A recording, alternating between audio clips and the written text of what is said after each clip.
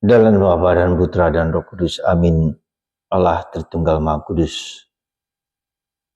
Pada akhirnya hidup kami akan berakhir.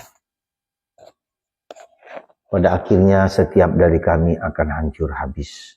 Bahkan segala yang nampak ini pun akan lenyap. Itulah sejarah hidup manusia.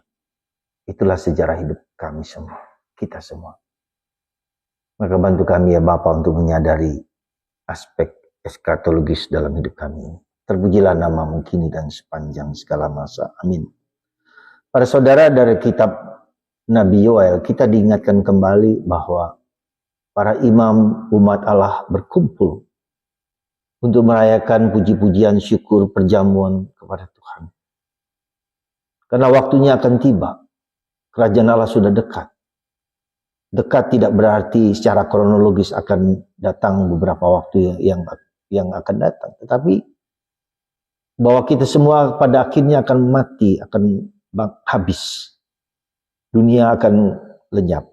Dan seperti dari kitab Yoel dikatakan, hal itu tidak pernah terjadi sebelumnya dan akan terjadi. Anda masih ingat ketika api dari surga menghancurkan kota Hollywood, California. Puluhan rumah terbakar habis dengan angin yang keras. Dan beberapa orang meninggal dan seterusnya. Kita pernah melihat di Pulau Hawaii, ya, terbakar habis. Itu suatu peringatan, suatu tanda yang harus kita lihat dengan kacamata yang lebih luas. Dunia sudah semakin tua, kekejaman semakin merajalela di mana-mana. Dan kita bisa melihat perubahan-perubahan zaman yang tak terkira. Karena itu Tuhan mengatakan, para imam, berkabunglah, prihatinlah, kumpulkan umat Allah untuk bersekutu, untuk berdoa. Karena itu kita masih ingat Bunda Maria pada tahun 1917 mengingatkan umat supaya berdoa rosario, supaya tidak terjadi kekejaman, kematian dan seterusnya. Bahkan Bunda Maria menampakkan diri seperti ada neraka yang begitu mengerikan. Dan ternyata benar. Tahun 1917, 1918, Perang Dunia Pertama. Dan ketika umat tetap tidak berdoa, maka terjadi Perang Dunia Kedua, 1945. Jutaan orang mati. Jadi sekali lagi saudaraku terkasih dalam Kristus. Ketika kita berdoa, ketika kita rosario, ketika kita merayakan Ekaristi, itu bukan untuk pertama-tama diriku, tapi untuk dunia. Ya, kita mengadakan perjamuan Ekaristi, mengadakan perjamuan itu untuk keselamatan umat manusia. Sekali lagi, untuk keselamatan umat manusia. Setiap kali kita melakukan doa, melakukan silih, berpuasa, bermati raga, dan segala macam, dan berdoa untuk dunia. Itu kita menyelamatkan manusia. Jadi tindakan rohani kita bukan hanya sekedar untuk diri kita sendiri, tapi untuk dunia. Memuliakan Tuhan, memuji Tuhan, mengagungkan Tuhan. Itulah aspek redemptif, aspek penebusan, aspek silih atas segala sesuatu yang kita doakan, bahwa kita berdoa Yesus wafat untuk kita semua, dia menderita. Banyak orang menderita juga, wafat untuk keselamatan manusia, untuk doa-doa kita untuk manusia yang lain. Jadi kalau kita menderita itu bukan hanya untuk diriku, tapi juga menderita untuk dunia.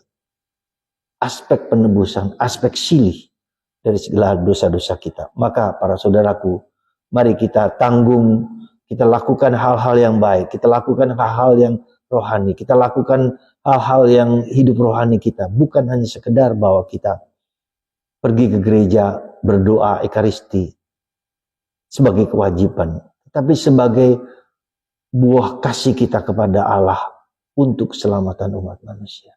Sekali lagi, semoga aspek redemptif dalam hidup doa kita, hidup rohani kita, hidup penderitaan kita bagi orang lain.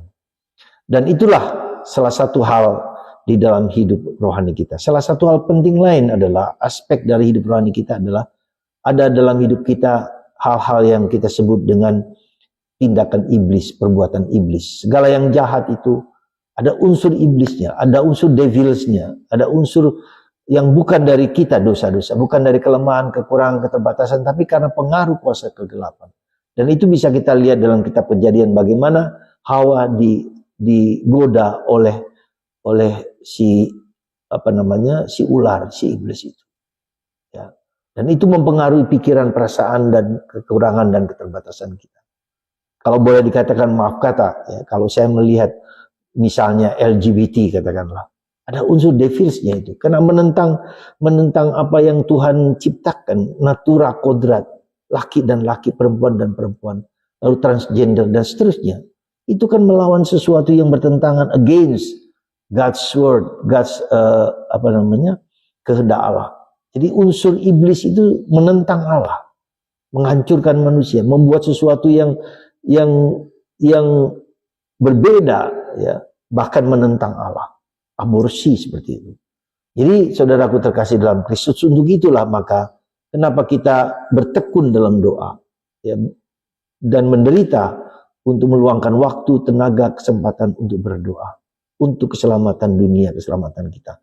Mari bulan Rosario ini kita pakai sebagai bulan penebusan, ya, bulan redemptif, ya, bulan silih bagi dosa-dosa dunia.